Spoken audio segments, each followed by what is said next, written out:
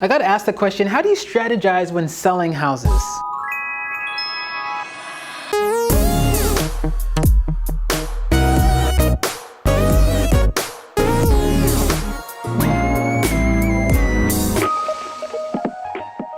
What's going on, y'all? It's Zap Martin with the Martin Group, and I got asked the question, how do I strategize when I'm selling houses, when I'm helping someone sell their house? And I want to talk a little bit about our strategy and kind of pull you behind the scenes of how this works. So don't tell a whole bunch of people, right? You're going to ruin my tricks.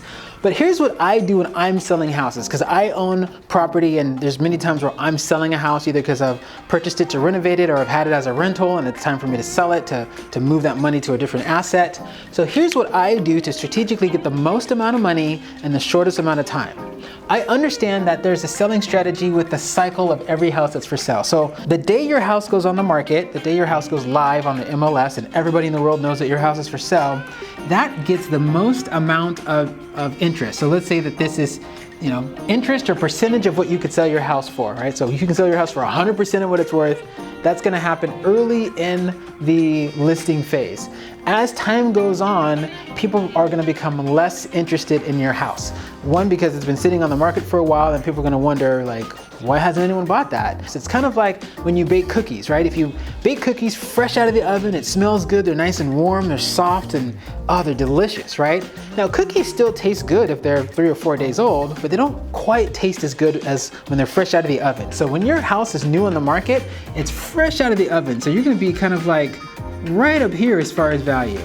And then as time goes on, it's gonna slowly decrease because people are gonna be slowly less interested in your property. So we wanna aim for this first 7 to 14 days that your house is on market, because it's gonna have the most value to the general population, right?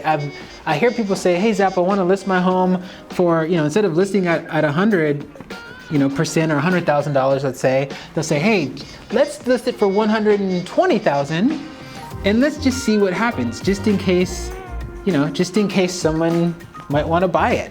And the challenge is if we list it at 120,000, the interest is going to be there at first, but the more time that goes on, more people don't get interested, less people get interested. And so even if someone does come along down here that wanted to buy it at 120,000, let's say they would have been willing to buy it at 120,000, they're not going to offer 120. They're not even going to offer 100. They're probably going to offer closer to 90,000, because the fact that it's been sitting on the market for a long time, they're going to go, I'm not going to pay full price for this. It's been sitting on the market. I'll offer less, right? I'll lowball offer this house. So it's so important that we price it right at the beginning, because right here is the time that we care about getting that offer accepted, because it's the most competition. Most people are looking, most people are asking, visiting, viewing on Zillow, YouTube, viewing on Redfin, viewing on the MLS. It's the most momentum at the beginning of the listing, and then the momentum goes down after that in time. Hopefully that makes sense to you. And so as we prepare to list your house, or you're thinking about listing your house and you have questions about this, reach out to me and let me know. I'd love to talk through this in more detail. Thanks.